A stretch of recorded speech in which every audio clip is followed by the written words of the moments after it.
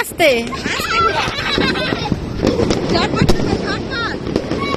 জয়শ্রী ঘুরাও, জয় ঘুরাও ঘুরাও।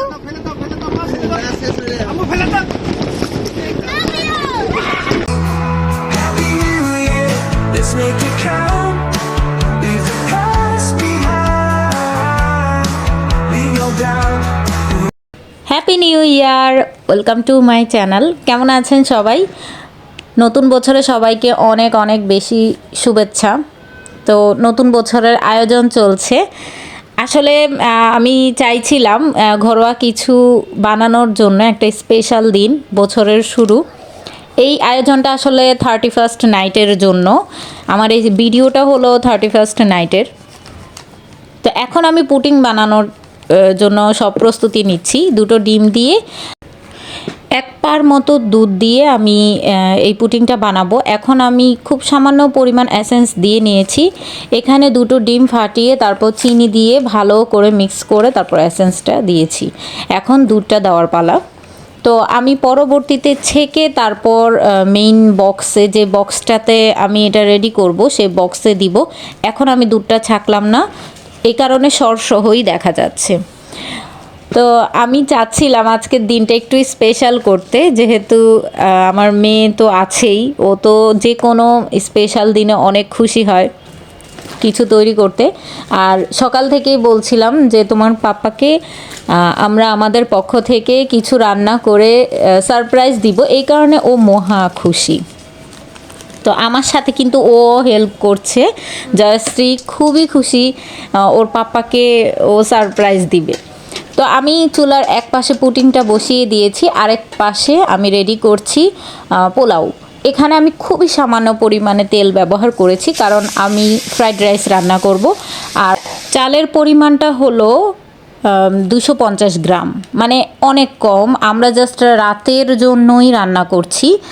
আর আমি সবসময় কম তেলেই রান্না করতে পছন্দ করি। আর তাছাড়াও যেহেতু ফ্রাইড রাইস রান্না করব, ভাজিতে অনেক তেল খাওয়া হবে, যে কারণে আমি এখানে খুব কম পরিমাণে দিলাম। তো আমি পরিমাণ মতো লবণ দিয়ে নিয়েছি। লবণটা যারা নতুন আছে তাদের জন্য বলছি, এই এখন যে গরম পানিটা আমি ব্যবহার করলাম, এই পানিটুকু আপনি মুখে একটা চামচ দিয়ে একটু খেয়ে দেখবেন। যখন দেখবেন এখানে বেশ চড়া লাগছে, হ্যাঁ, মানে লবণটা অনেক বেশি লাগছে, তখন আপনি বুঝতে পারবেন যে আপনার যে পোলাওটা আছে, পোলাওর লবণটা পারফেক্ট হবে। এটা হলো একটা টিপস। তো আমি সবসময় এটা ফলো করি, আর এভাবেই আমি রান্না করি। খুবই ভালো লাগে, একদম পারফেক্ট লবণ হয়। তো আমি টেস্টের জন্য একটু চিনি দিয়ে নিয়েছি, তারপর ঢেকে দিলাম। আর এই পাশে দেখছেন আমার মোটামুটি 1 ঘন্টার জন্য আমি পুডিংটা বসিয়েছি। অলরেডি আমার আধা ঘন্টা শেষ হয়ে গেছে। আচ্ছা, এখন বাজে বিকেল 5টার মতো। আমি যে ফ্রাইড রাইসটা রান্না করছি সেটার জন্য যে পোলাওটা, সেই পোলাওটা অবশ্যই আপনাদের অনেক আগে, মানে অন্তত 4 ঘন্টা আগে রান্না করে রাখবেন। অনেকে আছে যে আগের দিন রান্না করে ফ্রিজে রেখে দেয় ঠান্ডা করে। এর কারণ হলো ফ্রাইড রাইসের পোলাওটা যত ঝরঝরে হবে, যত মানে আপনি তাকে রেস্ট দিবেন তার ভিতরের কুকটা হয়ে, মানে ঠান্ডা হওয়া পর্যন্ত, তত আপনার ফ্রাইড রাইসটা ঝরঝরে আর খুবই টেস্ট হবে। তো আমি মিনিমাম 4 ঘন্টা 5 ঘন্টা আগে রান্না করে রেখে দেই। হ্যাঁ, তো এই কারণেই আমি এখন ফিরে আসলাম সন্ধ্যার সময়। আমি পুডিংটা বসিয়ে আর পোলাওটা রান্না করে কিন্তু অলরেডি রেস্টে দিয়ে দিয়েছি। হ্যাঁ, এখন আমি চলে আসলাম মাংসটা রান্না করার জন্য। আমি এখানে সরিষার তেল দিয়ে মাংসটা রান্না করছি। ব্রয়লার মুরগি রান্না করছি প্রায় 2 কেজির থেকে একটু কম। তো ফ্রাইড রাইসের সাথে কিন্তু মুরগি মাংসটা খুবই ভালো লাগে। কেউ আছে ফ্রাইও করে, কেউ আছে ঝোলও করে। তো আমি আজকে আসলে ঝাল মাংসটাই রান্না করছি। তার একটা কারণ হলো ফ্রাইড রাইসের সাথে শুকনা শুকনা হয়ে যাবে, যেহেতু আমার ঘরে বেবি আছে। আর আমি এভাবেই ভালোবাসি আর কি খেতে। তো আমি এখন একটু আলাদা প্রসেসে রান্না করব মাংসটা। আপনারা দেখতেই পাচ্ছেন আমি এখানে ফার্স্টে কিছু গোটা মশলা দিয়ে, পেঁয়াজ দিয়ে, এখন একটু পানি দিয়ে দিলাম, হলুদের গুঁড়ো আর মরিচের গুঁড়ো দিয়ে নিয়েছি আমি আমার পরিমাণ মতো। পানিটা দেওয়ার কারণ হলো যাতে এগুলো যেন, মানে মশলাটা যেন, গুঁড়ো মশলাটা যেন পুড়ে না যায়, এখন আমি 2 টেবিল চামচ আদা বাটা, 2 টেবিল চামচ রসুন বাটা দিয়ে নিয়েছি। আমি এখানে কিন্তু মশলাটা ভালো করে কষে তারপর সবগুলো মশলা দিয়ে ভালো করে কষার পরেই কিন্তু মাংসটা দিব। এভাবে প্রসেস করলে আমার কাছে মনে হয় ব্রয়লার মুরগিটা অনেক ভালো লাগে খেতে। আমি সাধারণত এই মুরগিটা এভাবে রান্না করি। ঠিক সেম প্রসেসে ব্রয়লার মুরগির যে কষা রান্নাটা আছে সেভাবেও করতে পারেন, অনেক বেশি মজা লাগে। তো এই যে আমি এখানে জিরার গুঁড়ো, ধনিয়া গুঁড়ো, গরম মশলার গুঁড়ো আর স্পেশাল একটা মশলা সেটার গুঁড়ো, আর এখানে ভালো করে ওগুলো কষানোর পরে এখানে 2 টেবিল চামচের মতো টমেটো সস দিয়ে ভালো করে কষিয়ে নিব, যাতে এই যে দেখেন আপনারা দেখতেই পাচ্ছেন, যাতে পানিটা শুকিয়ে তার ভিতরে যে অয়েলটা আছে সেটা যেন উপরে ভেসে আসে। তো এখন নতুন আলুর সিজন, মাংসতে আলু না দিলে মানে নতুন আলুটা ব্যবহার না করলে আমার আবার ভালো লাগে না। আমি আলু দিয়ে নিয়েছি আর দিয়ে নিয়েছি ভালো করে ধুয়ে রাখা ব্রয়লার মুরগি, 2 কেজির থেকে কিছুটা কম। তো আপনারা নতুন বছরে কে কী আয়োজন করেছেন সেটা অবশ্যই অবশ্যই অবশ্যই কমেন্ট বক্সে জানাবেন, কারণ আমি মনে করি আমার এখানে যত সাবস্ক্রাইবার আছে বা আমার ভিডিওগুলো যতজন দেখছে সবাই আমার ফ্যামিলি মেম্বার। তো আমার ফ্যামিলির মানুষ কীরকম আছে আপনারা যারা রীতিমতো কমেন্ট করেন তাদেরকে অসংখ্য ধন্যবাদ। আর যারা নতুন দেখছেন তারাও অবশ্যই কমেন্ট করবেন যে আজকের ভিডিওটা কেমন লেগেছে, আপনারা কি আয়োজন করেছেন, কোথায় ঘুরতে গিয়েছেন, কি করেছেন ফ্যামিলি মেম্বারের সাথে, সেগুলো অবশ্যই কমেন্ট করতে একদম ভুলবেন না। আর আমি আপনাদের প্রতিটা কমেন্টের রিপ্লাই দিব। তো এই যে কষানো মোটামুটি শেষ, আমি মানে এর ভিতর থেকে মাংসর ভিতর থেকে অলরেডি অনেক পানি বের হয়ে গেছে। এখানে আমি এখন পরিমাণ মতো লবণ দিয়ে নিলাম, আমার কাছে মনে হয়েছে আরেকটু দিলে ভালো হবে। তো ভালো করে কষানোর পর আমি এখন কিছুটা পরিমাণে পানি দিব, অবশ্যই গরম পানি দিব। আর এখানে আমি যে ব্লেন্ডার করেছি, ব্লেন্ডারে যে জগটা আছে সেখানে অনেক মশলা লেগেছিল, ওখানে ওটা ধুয়ে একটু পানি দিয়ে নিয়েছি। তো আমার এই পানিটা দেখতেই পাচ্ছেন, এত বেশি না, একদম কম। ব্রয়লার মুরগি তো সিদ্ধ হতে বেশি সময় লাগে না, কষা কষা খেলে কিন্তু আরও বেশি মজা লাগে। যেহেতু মানে ওই রকম কিছুই আর রান্না করিনি, আমি ভাবলাম একটু ঝোলটা থাক, তাই আমি একটু পানি দিয়ে নিয়েছি। তো এতক্ষণ পর্যন্ত যারা ভিডিওটা দেখেছেন প্লিজ লাইক করবেন, কমেন্ট করবেন, শেয়ার করবেন আপনার ফ্রেন্ড এবং ফ্যামিলির সাথে, আর অবশ্যই চ্যানেলটা সাবস্ক্রাইব করে পাশে থাকবেন। এখন কিন্তু চলে এলাম ফ্রাইড রাইসের মেইন পর্বে। তো আমি পুরোটাই ঘি দিয়ে রান্না করছি, আপনারা চাইলে সয়াবিন তেল বা সাদা তেল দিয়েও রান্না করতে পারেন। ফ্রাইড রাইস রান্নাতে প্রথমে আপনাকে ভাবতে হবে যে আমার কড়াইটা যেন বড় হয়, আর এমন একটা কড়াই নিতে হবে যেটা যেন খুব সহজে পুড়ে না যায়। তো আমি এখানে পরিমাণ মতো ঘি দিয়ে নিয়েছি, আর এখানে কিছু গোটা মশলা যেমন তেজপাতা, দারুচিনি, এলাচ দিয়ে একটু ভেজে নিয়েছি। এখন আমি দিয়ে দিয়েছি চিংড়ি মাছ। ফ্রাইড রাইসে চিংড়ি মাছ না হলেই নয়, খুবই ভালো লাগে খেতে, এটার ফ্লেভারটা অনেক বেশি ভালো লাগে। তারপর আমি এখন দিয়ে নিব কিছু সবজি, গাজর, এখানে আপনার যে কোনো সবজি আপনারা ব্যবহার করতে পারেন, তবে ফ্রাইড রাইসে গাজর, বরবটি, আর এখন যেহেতু পেঁয়াজ কলির সিজন, পেঁয়াজ কলিটা দিলে অনেক বেশি ভালো লাগে। তো আমি সবজিগুলো দিয়ে নিলাম। এখানে আমি গাজর আর বরবটিটা ইউজ করেছি, আস্তে আস্তে আরও অনেক সবজি ব্যবহার করব। যেমন এখন দেখতে পাচ্ছেন আমি অল্প একটু বাঁধাকপি, পেঁয়াজ কলি আর কিছু গোটা পেঁয়াজ সেটাকে তার কোষগুলো থেকে ছেড়ে নিয়েছি। তারপর এখন ভালো করে ভেজে নিব। আরেকটা কথা, এখানে কিন্তু আপনার পুরোটাই মিডিয়াম হিটে আমি মানে করছি, কুকিংটা করছি। কোনো মতে কিন্তু এখানে একদম ডিম আঁচও করা যাবে না, একদম হাই হিটও করা যাবে না।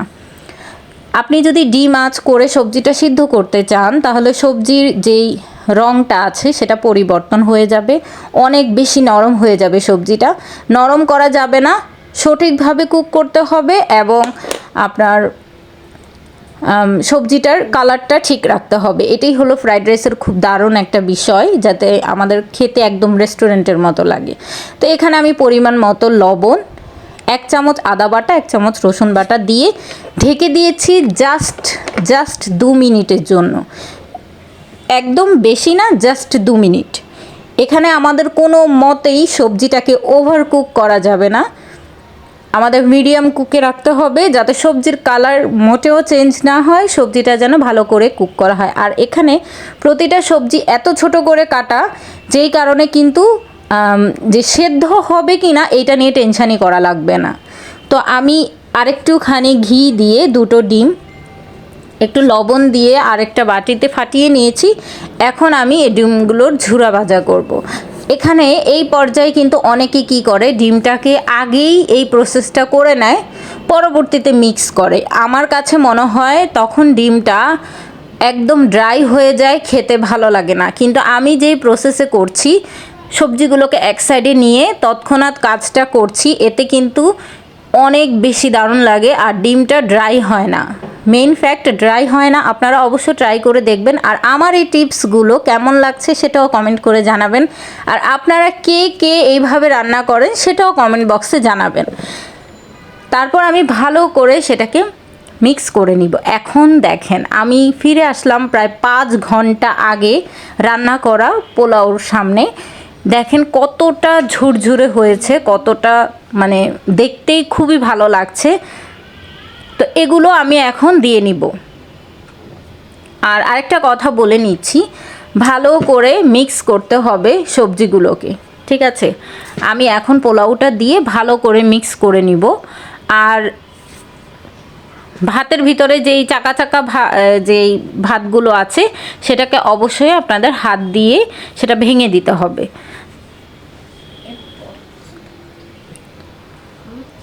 ফ্রাইড রাইস খেতে কে কে পছন্দ করেন সেটা জানাতে ভুলবেন না।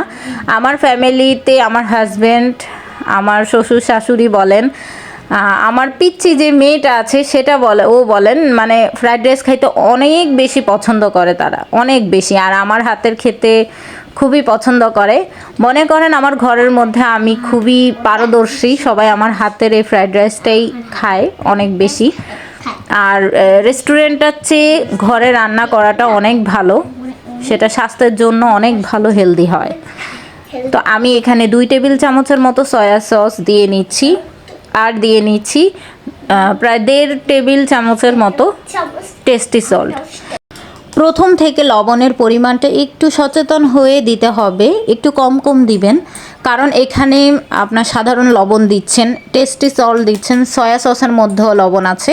সেই কারণে আমাদের একটু সচেতনতা অবলম্বন করে প্রথম দিকে লবণটা ব্যবহার করতে হবে। কম কম ব্যবহার করবেন, আর পরবর্তীতে টেস্ট করে যদি দেখেন লবণের পরিমাণটা কম হয়েছে তখন কিন্তু ব্যবহার করা যাবে, কিন্তু বেশি হয়ে গেলে তখন বিপদ হয়ে যাবে। সো আমি মনে করি প্রথম দিকে একটু কম ব্যবহার করাই ভালো। আমারও একটু এখানে কম লেগেছে টেস্ট করার পর, আমি পরবর্তীতে সেটা আবার ম্যানেজ করে নিয়েছি। এই যে চলে আসলাম এখন মেইন ডেকোরেশনে। আমরা খাওয়া দাওয়া শুরু করেছি 10টার পরই, মানে 10টা 10-এর দিকেই আমরা খাওয়া শুরু করে দিয়েছি, কারণ 12টা বাজে আবার ছাদে যেতে হবে, খুব মজা হয়, আতশবাজি ফাটায়, মানে অনেক মজা করি আমরা ওখানে, কিন্তু অনেক সময় দিতে হয়। তো এই কারণে আমরা আগে ভাগে খাবারটা কমপ্লিট করে নিই। তো এই যে আমার ফ্রাইড রাইস আর মুরগির মাংস কেমন লেগেছে জানাবেন। আর এই যে আমার পুটিংটা অনেক ভালো হয়েছে, খেতে অনেক টেস্ট হয়েছে, সবাই অনেক সুনাম করেছে। আর আমার মেয়ে, তার পাপ্পা তার জন্য কিছু গিফট এনেছে, তাকে এখন গিফটগুলো দিচ্ছে।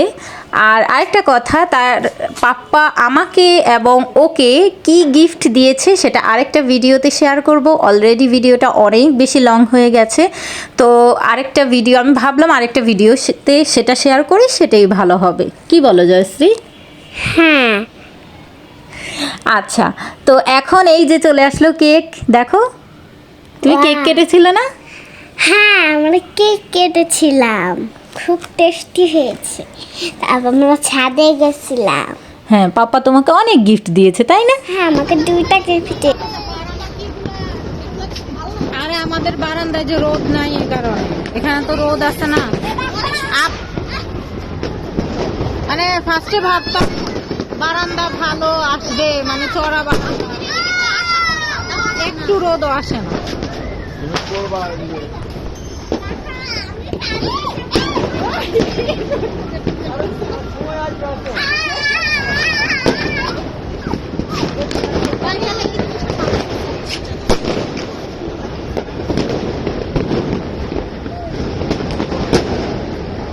অনেক দিন এই উপরে উঠবে আবার বলো। বিল্ডিং গুলো হচ্ছে ভালোই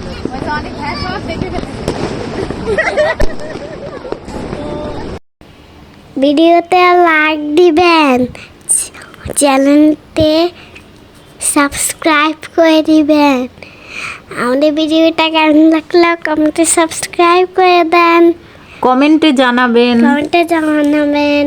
আর এতক্ষণ পর্যন্ত যারা ভিডিওটা দেখেছেন তাদেরকে অনেক অনেক ধন্যবাদ।